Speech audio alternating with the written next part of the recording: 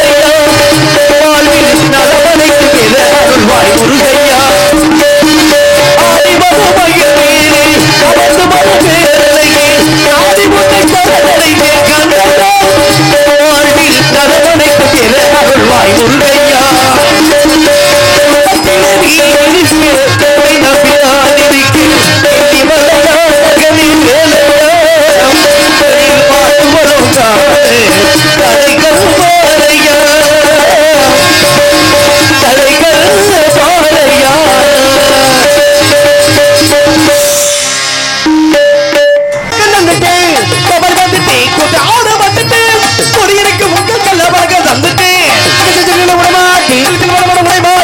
நாட்டின் இசை கூட்டி இசை கூட்டி கதை சொல்லி கதை சொல்லி ஆட்டுடன் நாடகம் பார்த்திருங்க பார்த்திருங்க குடியிருக்கும் உங்களுக்கெல்லாம் வணக்கம் வந்துட்டு குடியிருக்கும் உங்களுக்கெல்லாம் வணக்கம் வந்துட்டு ரப்பப்பா ரப்பப்பா ரப்பப்பா ரப்பப்பா அரசியல் எதுவும் தெரியாது எதுவும் தெரியாது அரசியல் எதுவும் தெரியாது தெரியாது அதிலே தொடர்பு கிடையாது அதிலே தொடர்பு கிடையாது நாடகம் நடிக்கிற எங்களுக்கு நடிக்கிற எங்களுக்கு நாட்டில் எல்லோரும் வேணுமுங்க நாட்டில் எல்லோரும் வேணுங்க குடியிருக்கும் உங்களுக்கெல்லாம் வணக்கம் வந்துட்டு குடியிருக்க உங்களுக்கெல்லாம் வணக்கம் வந்துட்டு ரப்பப்பா ரப்பப்பா ரப்பப்பா ரப்பப்பா பொல்லரிக்கட்டும் கொள்ளையை துறைக்கட்டும் முட்டுக்களவாணி சேரட்டும் முட்டுக்களவாணி சேரட்டும் அந்நிய போட்டு ஆடட்டும் அந்நிய போட்டு ஆடட்டும் கரெக்டா போட்டு ஆடட்டும்பா தெரியட்டு போங்க கூண்டோடு கைலாசம் போகட்டும் கூண்டோடு கைலாசம் போய் சேரட்டும் எனக்கு இருப்பது அதனாலே எங்கள் வாழ்வு கிடையாது எங்கள் வாழ்வு கிடையாது வந்துட்டு கூட்ட ஆட வந்துட்டு கூடியிருக்கும் உங்களுக்கு எல்லாம் வணக்கம் வந்துட்டு வணக்கம் தந்துட்டு தந்துட்டு தந்துட்டு தந்துட்டு அம்புடுதேன். அன்பு சார்ந்த பெரியோர்களே, கலை மீது அபிமானம் கொண்டு அமர்ந்திருக்கக்கூடிய கலா ரசிக பெருமக்களே, எனதருமை தாய்மார்களே மற்றும் இந்த விழாவிற்கு வருகை தந்து பாதுகாப்பினை வழங்கிக் கொண்டிருக்கும் மதிப்புக்கும் மரியாதைக்குரிய காவல்துறை சார்பு ஆய்வாளர் அன்பாயா அவர்களுக்கும் மற்றும் இந்த நாடகத்திற்கு மிக சிறப்பான முறையில் தெள்ள தெளிவாக ஒளி அமைத்துக் கொண்டிருக்கும் எங்களது ஒளி அமைப்பகம் விநாயகா ஆடியோஸ் அன்பு உள்ளங்களுக்கும் உரிமையாளர் அன்பு அண்ணார் கே வினோத்குமார் அன்பு உள்ளங்களுக்கும் அதில் பணிபுரியும் சகோதரர்கள் அனைவருக்கும் எங்களது நாடக கலை குடும்பத்தின் சார்பாகவும் வந்திருக்கும் கலைஞர் பெருமக்கள் சார்பாகவும் நாடகத்தின் அமைப்பாளர் மதிப்புக்கும் மரியாதைக்குரிய எங்களது ஆர்கே வேலாயுதம் செயற்குழு உறுப்பினர் இசை நாடக நடிகர் சங்கம் காரைக்குடி அன்பு மாமா அவர்கள் சார்பாகவும் நெஞ்சார்ந்த நன்றிகள் வணக்கம் வணக்கம் வணக்கம் மற்றும் இந்த நாடகத்தை உலக நாடு முழுக்க கொண்டு செலுத்த வேண்டும் என்று இங்கு வருகை தந்து சிறந்த முறையில் வீடியோ எடுத்துக்கொண்டிருக்கும் எங்களது மாயாகுளம் மாதவன் அன்பு அண்ணா அவர்களுக்கு வெளிநாடு வாழும் நண்பர்களுக்கும் நெஞ்சார்ந்த நன்றிகள் வணக்கம். நாடகத்தை நல்லபடியாக ஆரம்பிச்சாச்சு. ரொம்ப சிறப்பான கூட்டம் இருக்கட்டும், மனசுக்கு ரொம்ப மகிழ்ச்சியாக இருக்குது. வரும்பொழுது இடம் பொட்டலாக கிடந்துச்சு. கூட்டம் கூடுமா கூடாதான்னு கொஞ்சம் ஒரு பயம் இருந்துச்சு. ஏன்னா நேற்று பக்கத்தில் தான் வந்துட்டு போனேன். ஆனால் இன்றைக்கி வந்த உடனே கூட்டத்தை பார்த்தோன்னே மனசுக்கு கொஞ்சம் நிறைவாக இருந்துச்சு. போதும், இந்த கூட்டம் போதும், இதை வச்சு நாங்கள் வீடியோ வச்சு போடுவோம். ஆமாம், கையளவு உள்ள வைத்து கடல் போல் ஆசை வைத்தான் இருக்காங்க. கையளவு இருந்தாலும் கடல் போல் இருக்குன்னு நினச்சி நாங்கள் சந்தோஷமாக தொழில் பண்ணுறோம். அதனால் அமைதியாக இருந்து நீங்கள் நாடகத்தை ரசித்தா மட்டும் போதும். அமைதியாக இருக்குன்னு அதுக்குன்னு ரொம்ப அமைதியாக இருந்துடக்கூடாது, நல்ல சந்தோஷமாக இருக்கணும். நாடகம் போடுறதை எதுக்காக போடுறாங்க? நீங்கள் சந்தோஷமாக இருக்கணுங்கிறதுக்காக தான் கலை நிகழ்ச்சிகள் போடுறாங்க. நமது விழா குழுவினர்கள் நினைச்சிருந்தாங்கன்னா ஒரு கரகாட்டம் போட்டுருக்கலாம், போடலாம்ல, ஒரு பாட்டு கச்சேரி போட்டுருக்கலாம், இல்லை 2 சினிமா படத்தை கூட ஓட்டியிருக்கலாம். அதெல்லாம் வேணாம்ப்பா, நம்ம ஊரில் நாடகம் தாயா போடணும் அப்படின்னு சொல்லி ஏன் இந்த நாடகத்தை ஓட்டிருக்காங்க அப்படின்னா, இப்போ சினிமாவோ கரகாட்டமோ எல்லா நிகழ்ச்சியும் எடுத்துக்கோங்க 3 மணி நேரம் 4 மணி நேரம் தான். ஆனால் இந்த நாடகம் ஒன்று தான் 8 மணி நேரம் நடக்குது. இப்போ ஒன்றும் கிடையாது. இப்போ ஒரு பாட்டு கச்சேரி நடக்குதுன்னு வைங்களேன், பாட்டு கச்சேரி ஒரு 3 மணி நேரம் 3.5 மணி நேரத்தில் முடிச்சுடுவாங்க. ஒரு 10 மணிக்கு ஆரம்பிச்சு 1 மணி 1:30க்கு முடிஞ்சாலும் கூட தாய்மார்கள் எந்திரிச்சு வீட்டுக்கு போகும்போது என்ன சொல்லிட்டு கிளம்புவாங்க?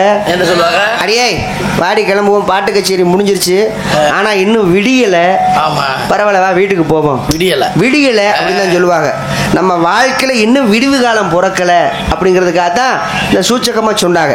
ஆனா நாடகம் முடிஞ்சு வீட்டுக்கு கிளம்பும் போது பாருங்க தாய்மார்கள் சொல்லுவாங்க, ஏய் நாடகம் முடிஞ்சிருச்சு, பொழுது விடிஞ்சிருச்சுடி, ஆடி வீட்டுக்கு போவோம். அப்போனா நம்ம வாழ்க்கையில விடிவு காலம் பிறந்துருச்சுன்னு அர்த்தம். அப்பவே நாடக கலைஞர்களை வச்சு கிராமத்தார்கள் எவ்வளவு சூச்சகமா வேலையை பார்த்துருக்காங்க. அப்புள்ள காலங்களில் நாடகம் பார்க்கறதுக்கு மாட்டு வண்டியெல்லாம் கட்டிட்டு வருவாங்க. அப்புள்ள காலத்துல இப்பெல்லாம் நிறைய மாறி போச்சு. ஆனா நாடக கலை என்னாலும் முடியாது. அதுக்கு என்ன காரணம்னா, உங்களை மாதிரி ரசிகர்கள் இருக்கும் வரை இந்த நாடக கலைக்கு என்னாலும் அழிவு கிடையாது. நாடகத்தையும் நாடக கலைஞர்களையும் வாழ வைக்கக்கூடிய தெய்வம் யாருன்னா அது நீங்க மட்டும்தான். எங்களை செருப்படி அடிச்சாலும் சரி, எங்களை நீங்க விளக்கமாத்தால் அடிச்சாலும் சரி, இந்த ஊர்காசை நாங்க வாங்காம போக மாட்டோம். நாங்களும் ஒரு முடிவோட தான் வந்திருக்கோம். அதனால சந்தோஷமா உட்காந்து நாடகத்தை வாருங்க. ஏன்னா வாய் விட்டு சிரிச்சா நோய் விட்டு போகும் இருக்காங்க. வாய் விட்டு சிரிச்சா நோய் விட்டு போகும்னா எந்த நோய் போகும்? எந்த நோய்? நம்ம உடம்புல இருக்கிற சுகர் குறையுமா இல்ல பிரஷர் குறையுமா? அதெல்லாம் ஒரு மோசனும் கிடையாது. ஒரு மனிதனுக்கு வரக்கூடாத நோய் மனக்கவலை. அது மட்டும் ஒரு மனுஷனுக்கு வரக்கூடாது. கவலைங்கிற நோய் வந்தாலே எல்லா நோயும் வந்துடும். பிரஷர் வந்துடும், சுகர் வந்துடும், ஹார்ட் அட்டாக் எல்லாமே வந்துடும், எல்லாமே வர ஆரம்பிச்சிடும். அப்ப அந்த கவலைங்கிற நோயை மறந்து சந்தோஷமா இருக்கணுங்கிறதுக்காக தான் இந்த மாதிரி கலை நிகழ்ச்சிகள் வச்சிருக்காங்க. நாடக கலைஞர்களுக்கு முகம் பார்க்கக்கூடிய கண்ணாடி யாரு? ரசிகர்கள். நீங்க தான் எங்களுக்கு முகம் பார்க்கக்கூடிய கண்ணாடி. வெளியே வந்த உடனே முதல் யாரை பார்ப்போம்? உங்களை தான் பார்ப்போம். ஒரு குழந்தை பிறந்த உடனே சத்தம் கேட்கும். ஒரு மாசம் கழிச்சு யார் முகத்தை பார்க்கும்? தாய் முகத்தை தான் முதல் பார்க்கும். நாடகம் கொடுத்து எத்தனை மாசம் ஆகுது? அந்த ஒரு 3 மாசம் இருக்குமா? 3 மாசம் கழிச்சு இந்த குழந்தைய பூரா தாய் முகத்துல நம்ம முழிக்கிறோம். அப்ப நீங்க நல்ல சிரிச்ச முகத்தோட உட்காந்து பார்த்தா தான் நாங்களும் சந்தோஷமா தொழில் பண்ணுவோம். ஆஹா, நல்லா ரசிக்கிறாங்களே, சிரிச்ச முகத்தோட உட்காந்துருக்காங்களே, இன்னும் 2 பாட்டு சேர்த்து பாடுவோம் அப்படின்னு சொல்லி நம்மளுக்கு ஒரு ஆர்வம் கொடுக்கும். சில ஊர்ல பாருங்க, கோமாளி வெளியே வந்து உட்காந்துருக்க சைஸே சரி இருக்காது, அப்படியே உட்காந்துருப்பாங்க, என்னமோ வப்பாட்டியை பறி கொடுத்தது மாதிரி. அப்படிலாம் பார்த்தீங்கன்னா எப்படா முடிச்சு விட்டு உள்ள போலாந்தா இருக்கும். அப்படிலாம் இல்லாமல் நல்ல சந்தோஷமாக உட்காந்து நாடகத்தை நல்லா ரசிங்க. நாடக கலைஞர்களுக்கு பெரிய போதை எதுன்னு சொல்லுங்க? அந்த கைதட்டு தான் எங்களுக்கு பெரிய போதை. ஏன்னா சொன்ன உடனே எங்கள் அண்ணன் கிளப்பி விட்டு வருவாங்க. கைதட்டு தான் எங்களுக்கு பெரிய போதை. காலையில் பணம் காசு கொடுக்கறதுலாம் பெரிய விஷயம் கிடையாது. பணம் காசை நம்ம எப்படி வேணாலும் சம்பாரிச்சு விடலாம். ஆனால் உங்கள்கிட்ட அன்பை சம்பாதிக்கத்தான் நாங்கள் வந்திருக்கோம். இந்த வருஷம் இந்த அன்பை சம்பாதிக்கிறது இப்போ நம்ம விதைக்கிறோம். அடுத்த வருஷம் நம்ம அறுவடை பண்ணணும். அந்த அளவுக்கு மக்கள் மனசுல நம்ம இடம் பிடிக்கணும். அதனால உங்க அன்பை பெறத்தான் நாங்க வந்திருக்கோம். அதனால கைதட்டி உற்சாகப்படுத்தி நாடகத்தை ரசிச்சிங்கன்னா நாங்களும் சிறப்பா சொன்ன உடனே கைதட்டுறீங்க. அன்பு அப்பா அவர்களுக்கும் ரசிக பெருமக்களுக்கும் நன்றி. நன்றி. சில ஊர்ல தலைக்கு 100 ரூபா கொடுத்தா கூட கைதட்ட மாட்டாங்க. ஆனா இன்னைக்கு சொன்ன உடனே கைதட்டுறீங்க, அதுவே மனசுக்கு ரொம்ப சந்தோஷமா இருக்கு. அதான் உண்மை, சந்தோஷம். அதுதான் எங்களுக்கு பெரிய மணிமகனம். ஒவ்வொரு கைதட்டு எங்களுக்கு 1000 ரூபாய்க்கு சமம். நீங்க அன்பளிப்புலாம் கொடுக்க வேணாம். அன்பளிப்புலாம் கொடுங்க, நான் அதெல்லாம் கேட்க மாட்டோம். நல்ல பாட்டு பிடிச்சிருந்தா கைதட்டுங்க, பேசக்கூடிய வசனம் பிடிச்சிருந்தா கைதட்டுங்க. மக்களை எதுவுமே பிடிக்கலையா மண்ணவாரி தூத்துங்க, போய் தொலைங்கடான்ட்டு. அதனால நல்ல சந்தோஷமா உட்காந்து நாடகத்தை ரசிங்க. வாழ்க்கையில வாழக்கூடிய வாழ்க்கை கொஞ்ச காலம் தான். ஏன்னா அந்த காலத்துல 150 வயசு வரைக்கும் வாழ்ந்தாங்க. அப்ப 150 வயசு வரைக்கும் வாழ்ந்தாங்கன்னா சாப்பாடு இருந்துச்சு, இயற்கை சூழ்நிலைகள் நல்லா இருந்துச்சு. இப்ப அப்படி கிடையாது. ஒரு மனுஷன் 40 தாண்டதே கஷ்டமா இருக்கு. அதான் பேரே சுருக்கி வச்சுட்டாங்க 18-48ன்னு. அது என்ன 18-48? 18 வயசுல சாப்பிடு, 48 வயசுல செத்துப்போம் அப்படின்னு சொல்லி சுருக்கிட்டாங்க, பேரே சுருக்கிட்டாங்க. அப்ப 40 தாண்டதே கஷ்டமா இருக்கு. அப்ப இந்த குறுகிய வாழ்க்கையில நம்ம சந்தோஷமா வாழணும். நம்ம சந்தோஷமா இருந்தா மட்டும் போதுமா? அடுத்தவங்களையும் சந்தோஷப்படுத்தணும். அதுதான் பெரிய மகிழ்ச்சி.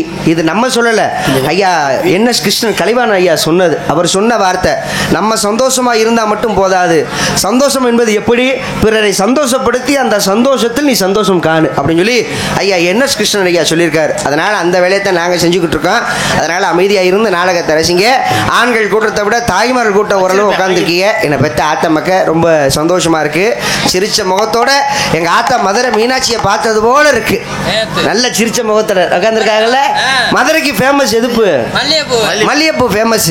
இந்த பூ மார்க்கெட்ல காலையில மல்லிகைப்பூ கொட்டும் போது பாருங்களேன், அடேங்க அப்பா, ஐயா அடிக்காதீங்க, அவர் கூட்டுறதுக்கு வர்றாரு. பணியனு விட்டா அடிக்க சொல்லி விடுவோம் போல இருக்கு.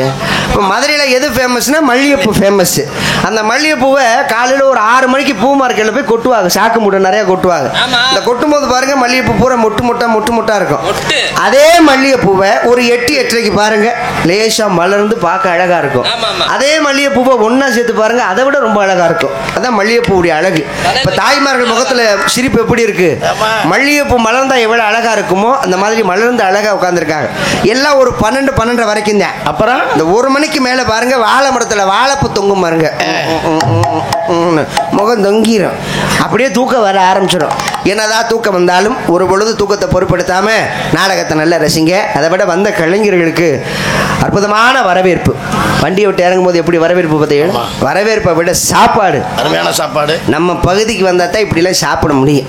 மித்த பகுதிக்கெல்லாம் போனோம்னா சாப்பிட முடியாது. என்ன சொல்லிடுவாங்க கிராமத்தார்கள், எப்பா ஊர்ல வேலை நிறைய இருக்குப்பா, நாடகக்காரவங்களை கவனிக்க முடியாது, வரும்போது ஹோட்டலே சாப்பிட்டு கூட்டிட்டு வர சொல்லிருங்க அப்படின்னு சொல்லி ஒரு தோசை காஞ்ச 2 இட்லியை தின்னுபிட்டு நாங்கள் வந்து வெங்காச்சியாக கத்திட்டு கிடக்கணும். ஆனால் நம்ம கிராமத்தார்கள் அந்த சோழியில் ஆகாது.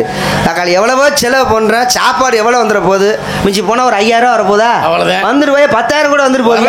வர சொல்லியா எவ்வளோ நாடகார பிள்ளைய பூரா வர சொல்லியா வந்து சாப்பிட சொல்லிங்க அப்படின்னு சொல்லி மட்டன் சிக்கன் அடேங்கப்பா தவக்கிறது மிதக்கிறது நல்ல சாப்பாடு. இலையில இடம் தான் பத்தலை, அந்த அளவுக்கு நல்ல ஒரு சாப்பாடு. உழைக்கிறதே இந்த ஒரு ஜான் வயிற்று காத்தேன். சாப்பாடு போட்டதை விட அவங்க பரிமாறின விதம் பக்கத்தில் அவர் வயசுக்கு அந்த அப்பா பக்கத்தில் நின்றுக்கிட்டு இலையை பார்த்துக்கிட்டு, இந்த சூர்யாவுக்கு சாப்பாடு இல்லை, சோறை போய்ங்க, ஏய் கறியை கொண்டு வந்து போய் நல்ல வல்லவதுக்கு தின்னுப்பா, நைட்டு கத்த வேணாமா, நல்லா சாப்பிடுப்பா அப்படின்னு சொல்லி பெத்த அப்பையும் போல பக்கத்துல இருந்து நல்லா கவனிச்சுக்கிட்டாங்க. நல்ல ஒரு சாப்பாடு. உண்மையிலே சொல்றேன், இந்த சாப்பாடு நாடக கலைஞர்களுக்கு போடுறாங்களே எவ்வளவு பெரிய புண்ணியம் தெரியுமா? 10 நாடக கலைஞர்களுக்கு சோறு போடுறதும் ஒரு பரதேசிக்கு சோறு போடுறதும் ஒண்ணு. என்ன அப்படி சொல்றீங்க? ஆமா, பரதேசி எத்தனை ஊர் சுத்துறாப்புல? ஆமா, நிறைய ஊர் சுத்துவார்ல. நம்மளும் எத்தனை ஊர் சுத்துறோம் கணக்கு இல்ல. அப்ப பரதேசி நம்மளும் ஒண்ணுதான். பரம் என்றால் உலகம், தேசி என்றால் சுற்றுவது. நம்மளும் உலகம் பூரா சுத்துறா. அப்ப பரதேசி தான் நம்ம. நம்ம ஒண்ணு தப்பு கிடையாது, சிவனே பரதேசின்னு தான் சொல்றாங்க. அப்புறம் கூத்தாடிகளை நம்மள அப்படித்தானே. இப்ப சாப்பிட்றதுனால என்ன ஒன்றும் பிரச்சனை கிடையாது. இப்ப பரதேசி நம்ம சொல்றோம்ல, கிராமத்தார்களுக்கு எல்லாம் தெரியும். இந்த ராப்பிச்சக்காரன்னு சொல்லி வருவாங்க, பாத்திருக்கீங்க? ராத்திரி 9 மணிக்கு வருவியா வீட்டுக்கிட்ட, அம்மா தாயே பொழைச்சிருந்தா போடுங்கம்மா. அப்ப வீட்டில் இருக்கிற தாய்மார்கள் என்ன செய்வாங்கன்னா, வீட்டில் பிள்ளைகளுக்கு புருஷனுக்கு மாமனார் மாமியாருக்கு எல்லாத்துக்கும் சோறு போட்டு இவங்களும் சாப்பிட்டுட்டு மீதி சோறு இருந்துச்சுன்னா தண்ணி ஊற்றி வச்சிருவாங்க. அப்ப அந்த ராப்பிச்சக்காரன் கத்தும் பொழுது அந்த பழைய கஞ்சியை கொண்டு வந்து அந்த கூடையில் ஊற்றுவாங்க, சட்டியில் ஊற்றுவாங்க. அவன் 2 சட்டி வச்சிருப்பான். பொண்டாட்டிக்கு முத சட்டி முன்னாடி வச்சிருப்பியா, பழைய சொத்து அதில் ஓடும் கொண்டு போறதுக்கு. ஆமா, சுடு சாதத்தை வந்து பின்னால் ஒரு சட்டி வச்சிருப்பான். சுடு சாதம்னா வப்பாட்டிக்கு பின்னாடி ஓடுன்பியா, பழைய சாதம்னா முன்னாடி, சுடு சாதம்னா பின்னாடி. அப்ப அந்த பழைய கஞ்சியை ஒரு சட்டியில வாங்கிக்குவியா. ஒரு இடத்துல மட்டுமா பிச்சை எடுப்பியா, 4 இடத்துல போய் சோறு சாம்பார் குழம்புன்னு வாங்குவியா. ஒவ்வொரு இடத்துலயும் எல்லாத்தையும் கரெக்ட் பண்ணிட்டு அந்த சாப்பாடை பூரா ஒட்டுமொத்தமா சேர்த்துட்டு தான் குடும்பத்தோட உட்காந்து சாப்பிடும் பொழுது அந்த குடும்பத்தை வாழ்த்துவானா. அந்த வீட்டுக்கு போனே மகராட்சி சோறு ஓட்டுச்சு, இந்த வீட்டுக்கு போனே மகராட்சி குழம்பு ஊத்துச்சு, அந்த குடும்பம் நல்லா இருக்கணும், புள்ள குட்டியை நல்லா இருக்கணும்னு சொல்லி சோறு தின்னும் பொழுது அந்த குடும்பத்தை வாழ்த்துவானா பரதேசி. அந்த ராப்பிச்சக்காரன் இப்ப எங்கேயாவது நம்ம பார்க்க முடியுதா? கிடையாது. சொல்லுங்க, யாராவது பார்க்க முடியுதா? பார்க்க முடியாது. என்ன காரணம்னா, என்னைக்கு நம்ம வீட்டுல ஃப்ரிட்ஜ் வாங்கி வச்சோமோ அதோட ராப்பிச்சக்காரன் பூரா வேலைக்கு போக ஆரம்பிச்சிட்டேன். உண்மைதான், ஃப்ரிட்ஜ் தான் காரணமா? ஃப்ரிட்ஜ் தான் காரணம். ஆமா, சட்னி அரைச்சு 2 நாள் 3 நாள் ஃப்ரிட்ஜில் வச்சு நம்ம தான் சாப்பிடுறோமே தவிர கொண்டு போய் நம்ம கீழே ஊத்துறது கிடையாது. அதனால ராப்பிச்சக்காரன் நினைச்சிட்டான் நம்மளை விட பெரிய பிச்சைக்காரங்களாயிட்டாங்க. அதனால பேசாம இனிமே போற வீட்டுல சோறு கிடைக்காது, வேலைக்கு போக முடியாதுன்னு சொல்லி அம்பிட்டு வேலைக்கு கிளம்ப ஆரம்பிச்சிட்டாங்க. ஒரு வகையில் ராப்பிச்சக்காரனை நம்ம திருத்தி இருக்கான். அதனால சாப்பாடு போட்ட குடும்பத்தார்களுக்கு நன்றியை தெரிவித்துக் கொண்டு வந்திருக்கக்கூடிய உங்களுக்கு முதல் வணக்கத்தை சொல்லிட்டு வேலையை ஆரம்பிப்போம். ஏட்டா மாப்பிள்ள, நேற்று சீட்டு குழுக்களது வந்திருக்கான்னு தெரியலடா. ஜின காஞ்சி காஞ்சி காஞ்சி லுக்கிச்சு காஞ்சி காஞ்சி காண்டகிற தப்பாஜி லுக்கிச்சு காஞ்சி லுக்கிச்சு காஞ்சி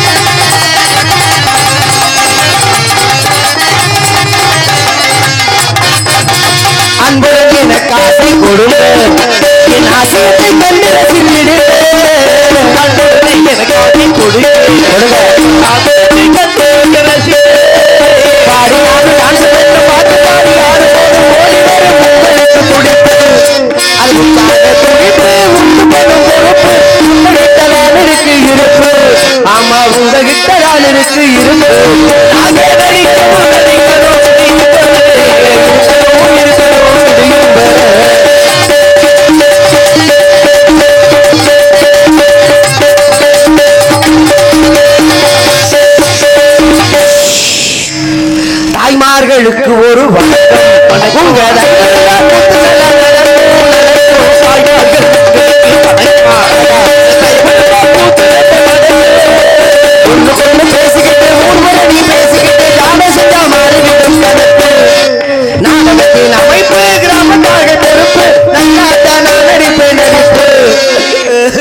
என்ன சிரிக்கிறிய?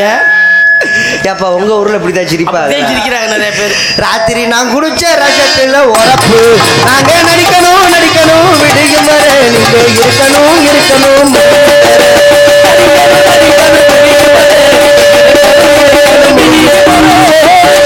தெற்கு ஆண்டாபுரணி கிராமத்தில் அருள்வாதித்துக் கொண்டிருக்கும் அருள்மிகு ஸ்ரீ முத்துமாரியம்மன் திருக்கோவில் 25வது ஆண்டு சித்திர உற்சவ விழாவை முன்னிட்டு இந்த நாடகம் நடைபெறும் காண வருக. மேற்படி கோவிலுக்கு அமைந்துள்ள சிங்காரம் என்பது கலையரங்கத்தில் மாபெரும் தலை சிறந்த கலைஞர்கள் பங்கு கொள்ளும் ஸ்ரீ வள்ளி திருமணம் எனும் நாடகம் வெகு சிறப்பாக நடைபெறவுள்ளது. சென்ற இடமெல்லாம் தனக்கு ஒரு பாணியில் வெற்றி முரசு கொட்டி வரும் சங்கீத சாம்ராட் நாடக கலியுக ராஜா உங்கள் அபிமான செல்வன் மதிப்புக்கும் மரியாதைக்குரிய பாசமிகு அன்பு சகோதரர் பாவண்ணா தெய்வேந்திரன் அவர்கள் இவரங்க மேடைகளே வேலன் வேடன் விருத்தனாக நடிக்க காத்துக் கொண்டிருக்கின்றார். தனது நீய காலங்களாலே உங்கள் செவிகளை இனிப்புட செய்ய வந்திருக்கும் இனிசைக்கான குயில் தேனிசை செய்யவது உங்கள் அபிமான செல்வி புதுகையைச் சேர்ந்த மதிப்புக்கும் மரியாதைக்குரிய திருமதி அன்பு சகோதரி எஸ் சாந்தி ஸ்ரீ பிஎஸ்சி அவர்கள் இவரங்க மேடைகளே ஸ்ரீ வழிநாயகம். முருகனுக்கும் வள்ளிக்கும் திருமணம் செய்ய வேண்டும் என்று கழகத்தை மூட்ட காத்துக் கொண்டிருக்கின்றார். திவகான செய்யமது பாட்டுக்கு ஒரு நாயகன் முறையோடு உரையாடும் சொல்லெடுக்க வீரர் உங்கள் அபிமான செல்வன் மதிப்புக்கும் மரியாதைக்குரிய பாசமிகு அன்பு மாப்பிள்ளை எஸ் ஜெய பார்த்திபன் அவர்கள் இவரங்க மேடைகளே கழகப்பிரியராக நடிக்க காத்துக் கொண்டிருக்கின்றார். நம்ம ஊர்ல வள்ளித்திருமண் நாடகம் போட்டிருக்காங்க. இந்த வள்ளித்திருமண் நாடகம் போறதுனால நம்ம கிராமத்துக்கும் நமது குடும்பத்திற்கும் என்ன ஒரு சுபிட்சம் கிடைக்குங்கிறத கிராமத்தார்கள் தெரிஞ்சுக்கிறணும். ஏன்னா கலியுக தெய்வம் யாருன்னா எல்லாம் வல்ல முருகப்பெருமான் தான். கண்கண்ட தெய்வம் அப்படின்னாலே முருகப்பெருமான் தான். முருகனுக்கு 6 படை வீடுகள் உண்டு. ஒவ்வொரு படை வீடுகளுக்கும் ஒவ்வொரு சிறப்புகள் உண்டு, தனித்துவம் உண்டு.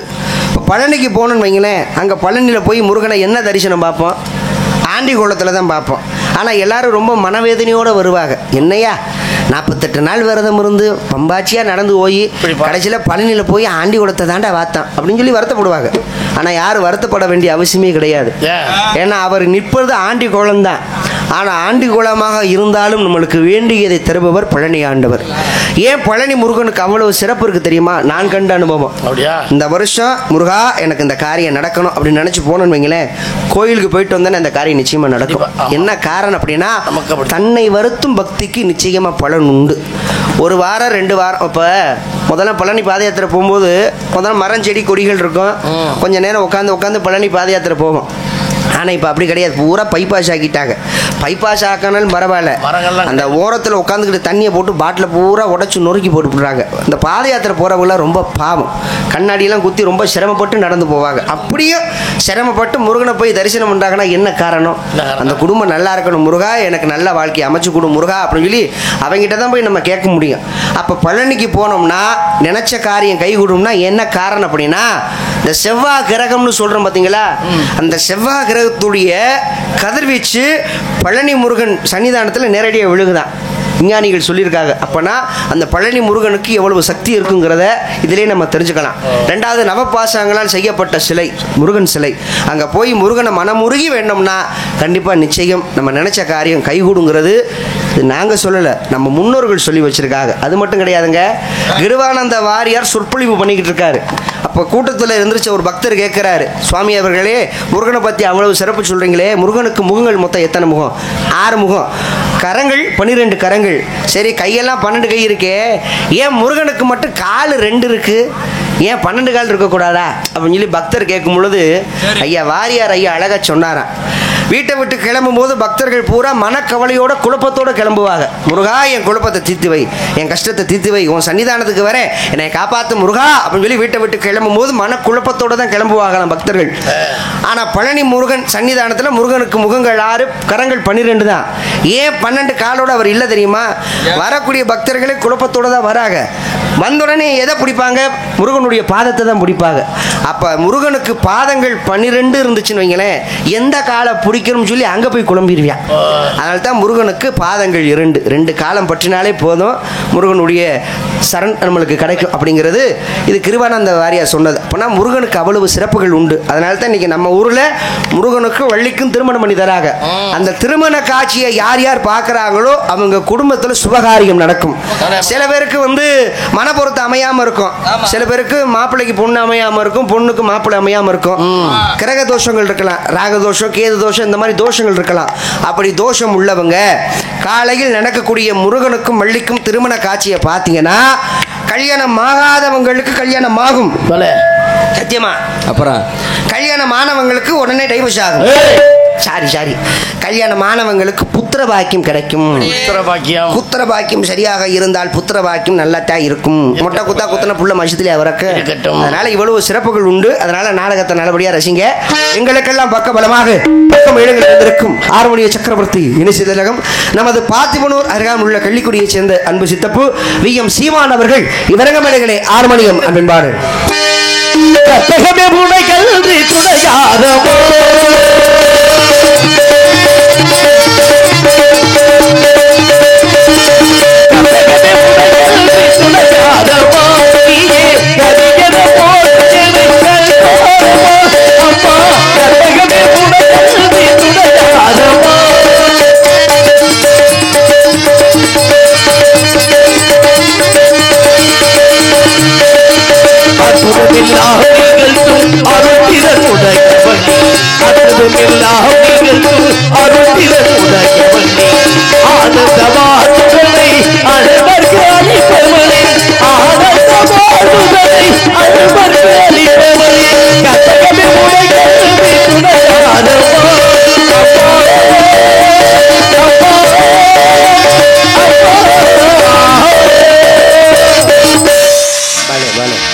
அரங்கமே அதிரும் அளவிற்கு நந்திகொப்பாக இங்கு மத்தளத்தை இசைத்து உங்களெல்லாம் மொழிவிக்க காத்துக் கொண்டிருக்கின்றார் கொடியை குமரன் மிருதங்க சக்கரவர்த்தி பாசமிகு அன்பு மாப்பிள்ளை டேனியல் ராஜ் அவர்கள்.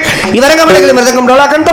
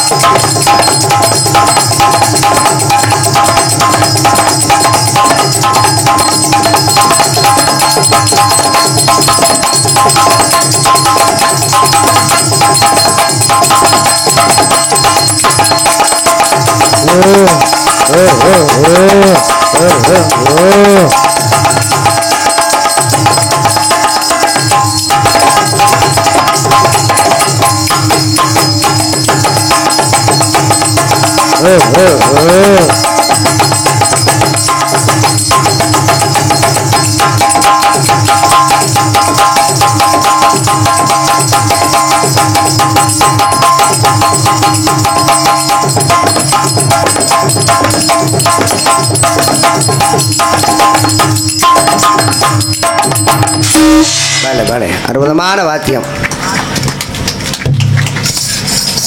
கைதட்டிய சில பேருக்கு மனமார்ந்த நன்றி.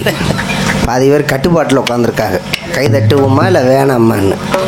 பலவாத்திய புகழ் பலவாத்திய மாமன்னன் பாசமிக அன்பு மாப்பிழை அருள்மொழி அவர்கள் விறகுமடைகளில் பலவாத்தியம்.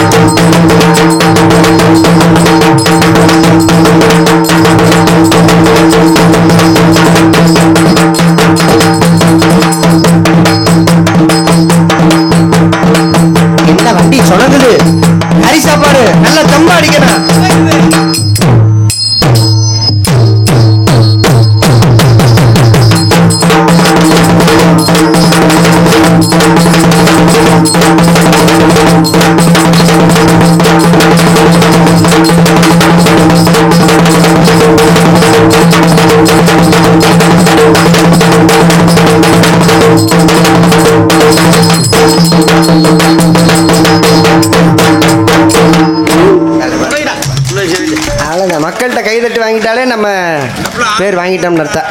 அது இந்த பகுதிக்கு தம்பி புதுசு. உண்மையிலேயே தம்பியை நம்ம பாராட்டணும். என்ன காரணம்னா, படிக்கிறாப்புல, காலேஜில் படிக்கிறாப்புல, ரெண்டாவது குடும்பம் ரொம்ப கஷ்டப்படுற குடும்பம். நாடக கலைஞர்கள் குடும்பம், எல்லார் குடும்பம் அம்பானி குடும்பம்லாம் கிடையாது. 6 மாதம் தான் நாடக சீசன். அங்கிட்ட 6 மாதம் நாங்கள் சும்மா தான் கிடக்கணும். ஏன்ட்டா அங்கிட்ட மழை தண்ணி காலம், பனிக்காலம் ஆரம்பிச்சிருச்சு. அப்புறம் நாடகம் சில ஊரில் வைக்க மாட்டாங்க. இப்போ இந்த 6 மாதம் நாங்கள் ஆடக்கூடிய வருமானத்தை வச்சு தான் அங்கிட்ட 6 மாதம் நாங்கள் வண்டியை ஓட்டணும். எங்களுக்கு எத்தனையோ கனவுகள் இருக்கும். நாங்களும் புள்ள குட்டிகளோட சந்தோஷமா அங்கிட்டு போகணும் இங்கிட்டு போகணும் ஆசைகள் தான் இருக்கத்தான் செய்யுது. எங்க மதுரையில் திருவிழா நடந்துச்சு, போக முடிஞ்சிச்சா? பார்க்க முடிஞ்சிச்சா? அதுதான் எங்கள் சூழ்நிலை. வீட்டில் விசேஷம் நடந்தாலும் கலந்துக்க முடியாது, அதான் எங்கள் நிலைமை. ஆனால் தம்பி குடும்பம் ரொம்ப கஷ்டப்படுற குடும்பம். ஆனால் இந்த நாடகத்துறை மேலே அதிகமான ஒரு காது. நம்ம ஆல்ரவுண்டு வாசிக்கணும், தாளமும் வாசிப்பாப்புல, சிறந்த ஒரு நல்ல பையன். படிக்கிறாப்புல, பிகாம் படிச்சுக்கிட்டு இருக்காப்புல, ஃபர்ஸ்ட் இயர் படிக்கிறாப்புல. படிப்பையும் பார்த்துக்கிட்டு தான் குடும்பத்தையும் பார்த்துக்கிட்டு நாடகத்துறையில் அந்த நாடகத்தையும் கவனிச்சுக்கிட்டு எவ்வளோ பெரிய விஷயத்தை பண்ணுறாரு. உண்மையிலேயே தம்பி அருள்மொழி என் மாப்பிள்ளைக்கு மனமார்ந்த நன்றி. நமது கிராமத்தார்கள் ஆசீர்வாதம் கண்டிப்பாக உங்களுக்கு வரும். நீங்கள் மென்மேலும் நல்லா வளரணும். சிறந்த முறையில் அவருக்கு வாத்தியார் இருந்தால் உட்காந்துருக்காருல, அவர் தான் வாத்தியார். அவர் தான் பாடம் சொல்லி கொடுத்து சாப்பாடு போட்டு பிள்ளைக்கு பாடம் சொல்லி கொடுத்துட்ருக்காரு. அது எவ்வளோ பெரிய விஷயம். சில மாணவர்கள்ட்ட வந்து காசு வசூல் பண்ணுவாங்க, மாதம் 4000 பீஸ் கொடுத்துருப்பா அப்படின்னு சொல்லி சொல்லுவாங்க. ஆனால் எங்கள் மாமே அதெல்லாம் கிடையாது. என் வீட்டில் வா வந்து சோறு சாப்பிடு, ஒழுங்காக பாடம் கற்றுக்கோ, குடும்பத்தை பார்த்துக்கோ அப்படின்னு சொல்லி சாப்பாடு போட்டு பாடம் சொல்லி தர்றாரு. பாசமிக அன்பு மாமா வேளாங்கண்ணி அவர்கள் இவரங்கமடைகளை தாளம் அவளை சிரமமில்லாத குத்து போதும், 2 குத்து போதாது. நாடக உலகத்திலேயே கவலை இல்லாத மனிதர்கள் யாருன்னா தாளம் போறவங்க தான். என்ன கவலைன்னா? எந்த கவலையும் கிடையாது. என்னப்பா அப்படி சொல்ற? திடீர்னு ஊர்ல கலவரம் நடக்கும், அடிச்சுக்கிட்டு உருவாங்க, மண்டையை உடச்சுக்கிட்டு ரத்த வெள்ளமா ஓடும். கம்ப தூக்கிட்டு முதல் மைசெட்டு காட்ட தான் வருவாங்க. பல்பை உடைக்கிறத பார்த்த உடனே பெட்டிக்கார் பெட்டியை தூக்கிட்டு வரது கஷ்டம், முருகன்கார் 3 கடையை தூக்கிட்டு வரது கஷ்டம், ஆல்ரூன்கார் பேங்கோசி டேப்பை தூக்கிட்டு வரது கஷ்டம். நான் பேக்கை தூக்கிட்டு வண்டிக்கிட்ட போறதுக்குள்ளேயும் சட்டக்காலரை பிடிச்சி போடுவாங்க. இந்த போறேன் பாரு பப்பன்கார பைய புறா அப்படின்னு சொல்லி விடுறாங்க. ஆனா தாளக்காரருக்கு கவலை இல்லை. ஊர்ல கலவரம் நடக்குதுன்னு தெரிஞ்சிருச்சுன்னு வைங்க, அந்த தாளத்தை தூக்கி அண்டர் பையில போட்டு கூட்டத்தோட கூட்டமா கலந்துருவாரு. எப்ப நான் பக்கத்தூர்காரன்பா, சும்மா நாரம் பார்க்க வந்தேன், இந்த பப்பன்கார பைய பேசிட்டு தூக்கி போட்டு வாயில மிதிங்கிறது. அப்ப கவலை இல்லாத மனுஷன் தாளக்காரஜா. அப்படித்தானா? நம்ம ஊர்ல கொட்டகை போட்டிருக்காங்க, அதுவும் இன்னைக்கெல்லாம் தகர கொட்டகை போட்டிருக்காங்க. மழை பெஞ்சாலும் கவலை இல்லை. சில பேர் தட்டியில போட்டிருப்பாங்க, துட்டின்னு மழை அடிச்சு ஊத்தும், 4 சொட்டு தண்ணி அந்த பெட்டியில விழுந்துச்சுன்னா 1 லட்சம் ரூபா க்ளோஸ். அதே மாதிரி மிருதங்கம் ஆல்ரவுண்டு அதிலே விழுந்துச்சுன்னு வைங்க, அப்படியே உரிச்சு தூக்கி எறிய வேண்டியதான். அதை தயார் பண்றதுக்கு குறைஞ்சது 1 மாசமாவது ஆகும். இப்போ இந்த 1 மாசம் பொழப்பு போச்சா இல்லையா? எனக்கு ட்ரெஸ் நனைஞ்சா கூட பிரச்சனை இல்லை, இந்த மாதிரி 10 ட்ரெஸ் வச்சிருக்கேன், அதனால பிரச்சனை கிடையாது, துவச்சு காய போட்டுக்கலாம்.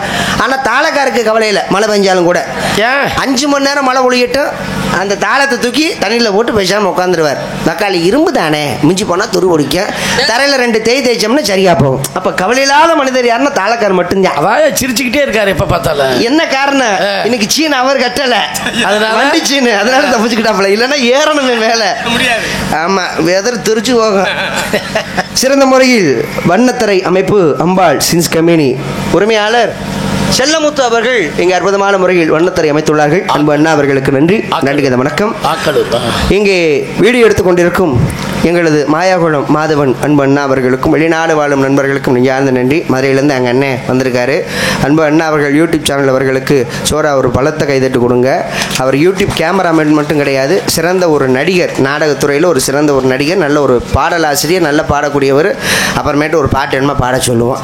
அன்பு அண்ணா அவர்களுக்கு நன்றி. நினைக்கிறீங்க கோர்த்து விட்டு வேடிக்கை பார்க்குறான்னு, அதெல்லாம் பாடணும். பொதுமக்கள் அனைவரையும் அன்போடு வருக வருக அன்போடு அழைக்கின்றோம். இப்படிக்கு தெற்கு ஆண்டாபுரணி கிராமத்தார்கள் உங்களை அன்போடு வருக வருக அன்போடு அழைக்கிறார்கள். நாடகத்தின் அமைப்பாளர் எங்களது ஆர்கே வேலாயுதம் அன்பு மாமா அவர்கள் இந்த நாடகத்தின் அமைப்பு என்பதை மிக்க மகிழ்ச்சியுடன் நாங்கள் தெரிவித்துக் கொள்கிறோம். இந்த நாடகத்திற்கு ஒளி அமைப்பு மிக சிறப்பான முறையில் சிரித்த முகத்துடன் எங்களுக்கு ஒளி அமைத்துக் கொண்டிருக்கும் ஸ்ரீ விநாயகா ஆரியோஸ் உரிமையாளர் கே வினோத்குமார் அவர்கள் எங்கள் ஒளி அமைப்பு.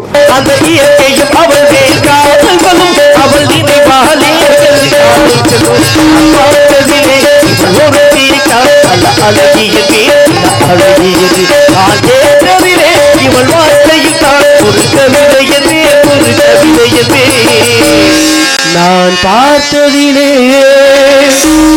இவள் ஒருத்திக்குத்தான் நல்ல அகலம் என்று என்ன பாடுறேன் நீ?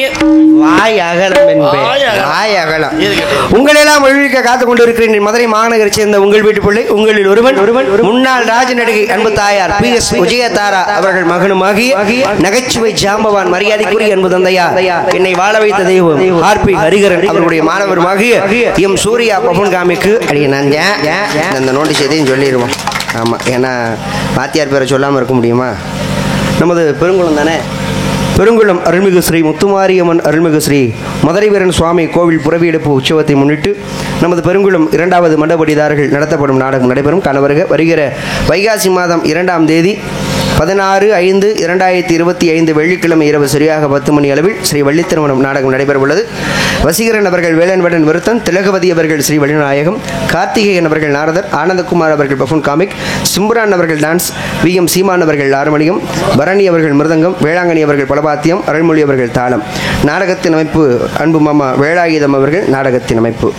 நமது பெருங்குளம் அருள்மிகு ஸ்ரீ முத்துமாரியம்மன் அருள்மிகு ஸ்ரீ மதுரை வீரன் சுவாமி கோவில் புறவியெடுப்பு உற்சவத்தை முன்னிட்டு பெருங்குளம் 3வது மண்டபடிதாரர்கள் நடத்தப்படும் வைகாசி மாதம் 3ஆம் தேதி 17/5/2025 சனிக்கிழமை இரவு சரியாக 10 மணி அளவில் ஸ்ரீ மதுரை பாண்டி முனி என்னும் நாடகம் சிறப்பாக நடைபெற உள்ளது.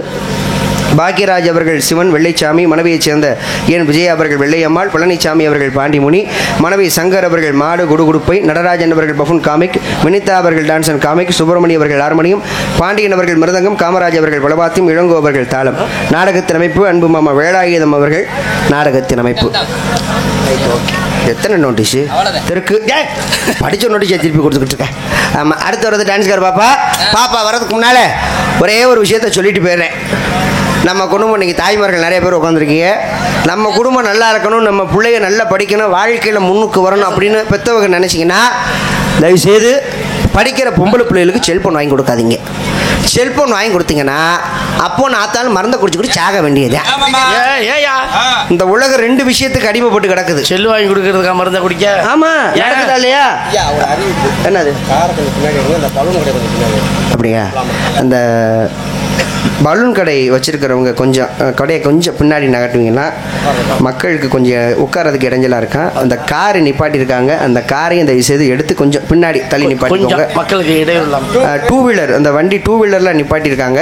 தயவுசெய்து அந்த 2 வீலர் நிப்பாட்டி இருக்கிறவங்க எடுத்துகிட்டு தயவுசெய்து கொஞ்சம் அங்கிட்ட தள்ளி நிப்பாட்டுங்க. இல்லைன்னா கொட்டைக்கு முன்னாடி கூட நிப்பாட்டுங்க. அதுக்கு மேலே இருந்தால் உள்ளே கூட நிப்பாட்டுங்க. நான் கூட டோக்கன் போட்டுக்கிறேன். ஆமாம், தயவுசெய்து கொஞ்சம் வண்டியை நாட்டுங்க. விழா குழுவினர்கள் தாழ்மையுடன் கேட்டுக்கொள்கிறார்கள். ஆமாம், நம்ம உலகம் 2 விஷயத்துக்கு அடிமைப்பட்டு கிடக்குது.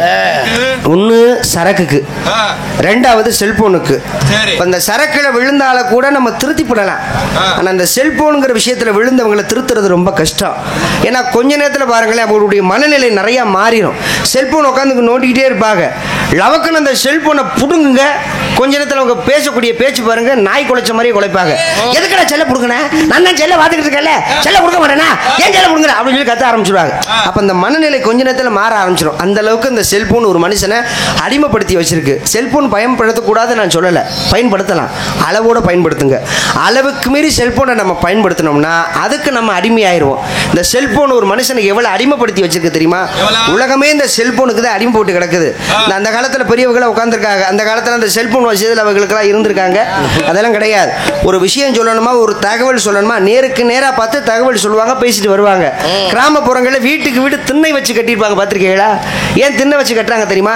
காலையில் வேலைக்கு போனவங்க பொழுது சாஞ்சி அந்த திண்ணையில் உட்காந்து பேசுவாங்க. என்னப்பா காலையில் வேலைக்கு போனேன், என்னடா சம்பளம் கொடுத்தாங்க? அடையாண்டா 300 ரூபா கொடுத்தாங்கடா, வீட்டில் 200 ரூபா கொடுத்துட்டேன், இந்த 100 ரூபா டீ சாப்பிட எடுத்துட்டு வந்திருக்கேன், வாங்க டீ சாப்பிடுங்க, வடை சாப்பிடுன்னு சொல்லி இந்த சாயங்காலம் பொழுதானதுக்கப்புறம் உட்காந்து மனம் விட்டு பேசுவாங்க திண்ணையில் உட்காந்து. அதெல்லாம் அந்த காலம். இப்போ எங்கே அப்படிலாம் உட்காந்து பேசுகிறாங்க? திண்ணையை பூரா இடிச்சு விட்டாங்க.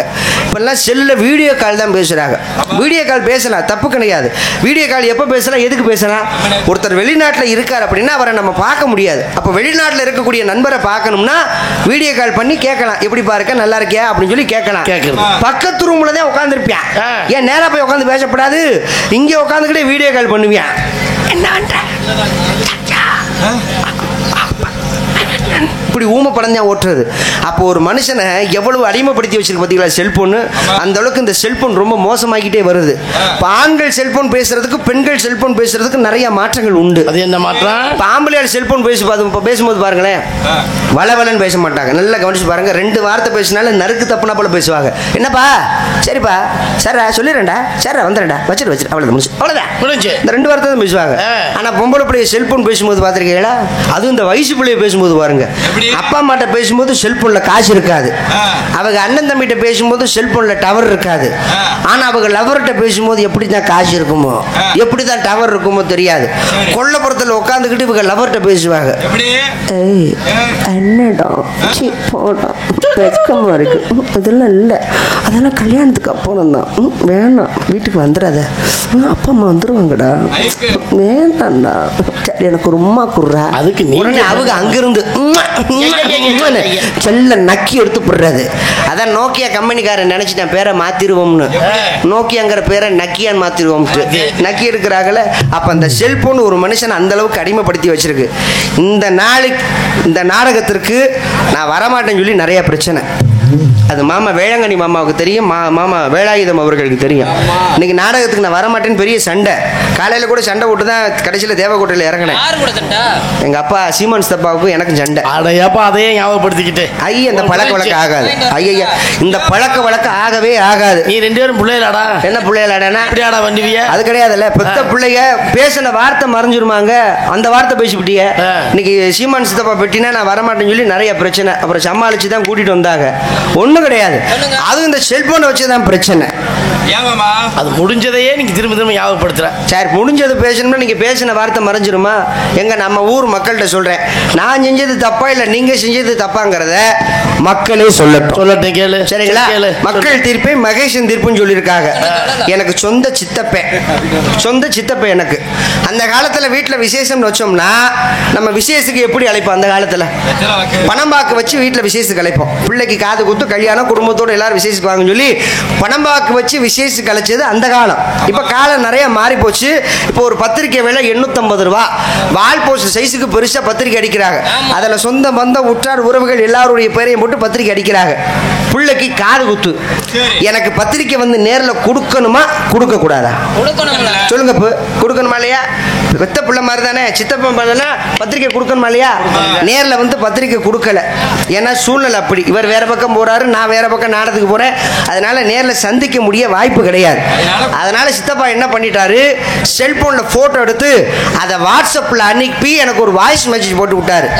தம்பி நேர்ல வந்து பத்திரிக்கை கொடுக்க முடியல, அதனால வாட்ஸ்அப்ல பத்திரிக்கை அனுப்பியிருக்கேன், தயவு செய்து குடும்பத்தோட எல்லாரும் விசேஷத்துக்கு வந்துருங்க அப்படின்னு சொல்லி வாட்ஸ்அப்ல பத்திரிக்கை போட்டு எனக்கு ஒரு வாய்ஸ் மெசேஜ் அனுப்பிட்டாரு. அப்புறம் இதுல என்ன தப்பு? இதை மனசார நான் ஏத்துக்கிட்டேன். அவர் சூழ்நிலையை புரிஞ்சு நான் மனசார ஏத்துக்கிட்டேன். விசேஷ நாள் வந்துருச்சு. அன்னைக்குன்னு பாருங்க பட்டுக்கோட்டை பக்கம் நாடகத்தை முடிச்சுட்டு வீட்டுக்கு போக அந்த 1 மணி ஆயிடுச்சு. யதார்த்தமா உட்காந்து செல்போன் அப்படி நோண்டிக்கிட்டே இருந்தேன்ல, இவர் அனுப்புன பத்திரிக்கையை பார்த்துக்கிட்டேன். ஆகா அப்பா பத்திரிக்கை அனுப்பியிருந்தாரு, இன்னைக்குதான் விசேஷம் போல இருக்கு, மணி 1 மணி ஆயிடுச்சு. இனிமே நம்ம விசேஷத்துக்கு போக முடியாது. நம்ம போறோமோ இல்லையோ செய்முறை போகணுமா இல்லையா? கண்டிப்பா. நாளைக்கு சித்தப்பு தப்பா நினைச்சிட மாட்டாரு அப்படின்னு சொல்லி நான் ஒன்னும் தப்பா செய்யலங்க.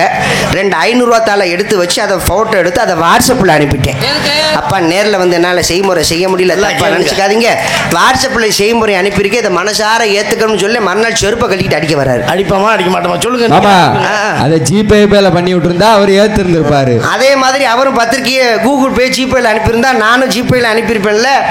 அவர் எந்த வழியில அனுப்புனாரோ நானும் அந்த வழியில தான் அனுப்புவேன். ஜிபேல எப்படி பத்திரிக்கை வரும் அது எனக்கு தெரியாது. அவர் எப்படி அனுப்புறாரு அதைத்தானே நான் அனுப்ப முடியும். எப்போ ஒரு பத்திரிக்கை வைக்கிறாரு உங்களுக்கு எல்லாம் சொல்லி வருதான் அறிவித்தியா? ராமநாதபுரம் மாவட்டம் திருவாரணை வட்டம் நமது கப்பலூர் நாட்டை சேர்ந்த அறிவித்தி கிராமம் கீழே குடியிருப்பில் அருள்பாதித்துக் கொண்டிருக்கும் ஸ்ரீ மதுரை வீரன் சுவாமி பரிவார தெய்வங்களுக்கு ஆலய 24வது ஆண்டு திருவிழாவை முன்னிட்டு எஸ் லட்சுமணன் சேர்வை சீதாலட்சுமி குடும்பத்தார்கள் உபயமாக இந்த நாடகம் நடைபெறும். காண வருக. மேற்படி வைகாசி மாதம் 8ஆம் தேதி 22/5/2025 வியாழக்கிழமை இரவு சரியாக 10 மணி அளவில் ஸ்ரீ வள்ளி திருமணம் நாடகம் சிறப்பாக நடைபெற உள்ளது. முத்துகிருஷ்ணன் அவர்கள் வேலன்வடன் விருத்தன், காரைக்குடியைச் சேர்ந்த லட்சுமி அவர்கள் ஸ்ரீ வள்ளிநாயகம், கலைக்கண்ணன் அவர்கள் நாரதர், தன்ராஜ் அவர்கள் பஃபுன், ரஞ்சினி அவர்கள் டான்ஸ் அண்ட் காமிக், ராஜசேகர் அவர்கள் ஹார்மோனியம், பிரகாஷ் அவர்கள் மிருதங்கம், முத்துராஜ் அவர்கள் பலவாத்தியம், காசி அவர்கள் தாளம். நாடகத்தின் அமைப்பு கவிதா ஆடியோஸ். அன்பு நண்பர்கள் நாடகத்தின் அமைப்பு அப்படிங்க. அதனால இந்த செல்போனால என்னென்ன பிரச்சனை என்னென்ன விளைவுகள் அப்படிங்கிறத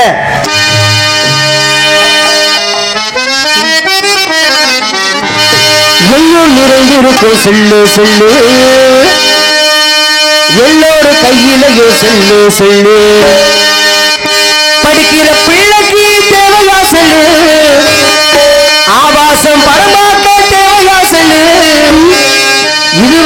நாகரீக சொல்லு சொல்லு எங்கும் நிறைந்திருக்க சொல்லு சொல்லு எல்லோரு கையிலையும் சொல்லு சொல்லு படிக்கிற பிள்ளைக்கு தேவையா சொல்லு ஆபாச பரமாக்க தேவையா சொல்லு இதுவா நாகரீக சொல்லு சொல்லு எங்கும் நிறைந்திருக்க சொல்லு சொல்லு பலர் புரிந்த சொல்லு சொல்லு சொல்லு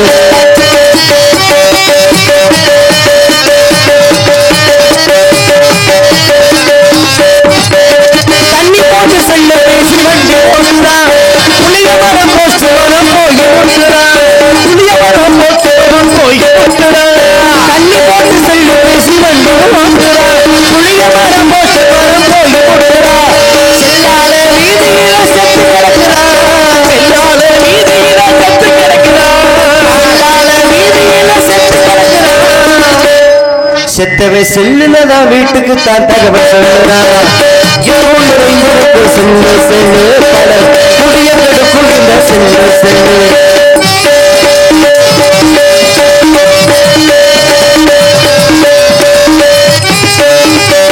பொண்டாட்டி போன் பண்ணா கண்டுக்க மாட்டான் மைடி போனேன் எப்ப பார்த்தாலும் நொய்ய நொய்யின்னு போன் பண்ணிக்கிட்டே இருப்பியா வீட்டுக்கு வராம தொலைஞ்சா போறேன் விடுபட்ட சுருக்கி மைடி மோத இப்படி பொண்டாட்டி போன் பண்ணா கண்டுக்க மாட்டான் சின்ன வீடு போன் பண்ணா செல்றா என் தங்க என் செல்லக்குட்டியே வந்துடும்டா என் அம்மு வந்துடும்டா என் செல்லக்குட்டியே வந்துடும் எங்க போறேன் மாமே இப்ப வந்துடும் பாரு கண்ணு முடி கண்ண தர 10 நிமிஷத்துல வீட்டுல இருப்பேன் இப்படி சின்ன வீடு போன் பண்ணா சிரிச்சு பேசுறான் பாக்குற சம்பளம் எல்லாம் செல்லுல போட்டா பாக்குற சம்பளம் எல்லாம் செல்லுல போட்டா பாக்குற சம்பளம் எல்லாம் செல்லுல போட்டா வீட்டுல பொண்டாட்டி பிள்ளையத்தான் பட்டு போட்டா எதுவும் நிறைந்திருக்கு செல்லு செல்லு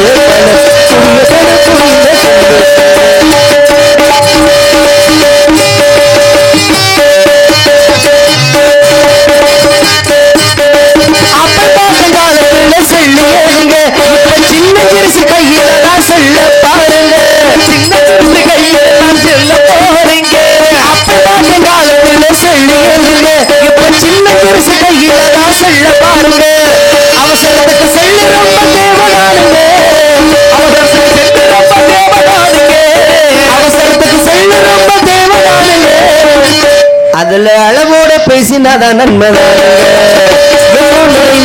செல்லு செல்லு பல புதிய கொடுக்கும் செல்லு செல்லு செல்லு நொடிய செல்லு சின்ன வேட்டை செல்லு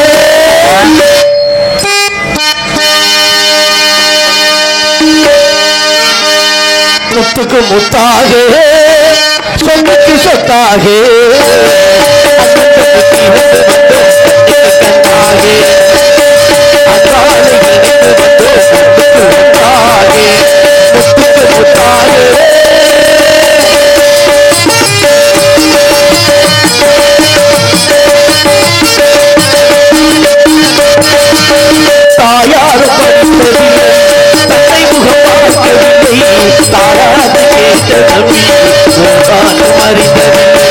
தாயாரும் படித்ததில்லை தன்னை முகம் பார்க்கவில்லை தாராத கேட்டதல்வி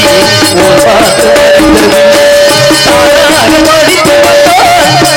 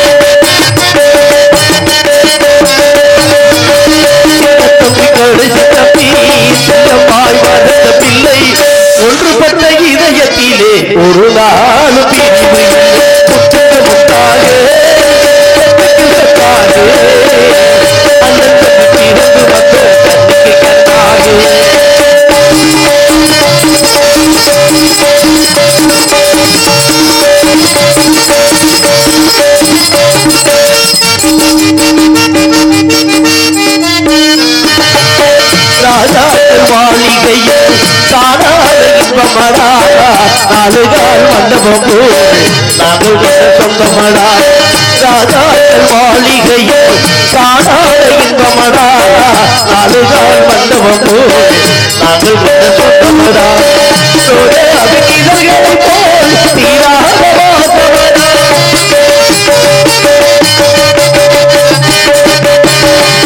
அபிநீதர்களை போல் தீராத வாசமடா நூறாண்டு வாழ வைக்கும் மாறாத பாசமடா சொத்துக்கு முத்தாக சொத்துக்கு சொத்தாக அண்ணனுக்கு இருந்து வந்து சக்திக்கு கண்ணாக அன்றாலை இணைந்து வந்து முன்னுக்கு முத்தாக முத்துக்கு முத்தாக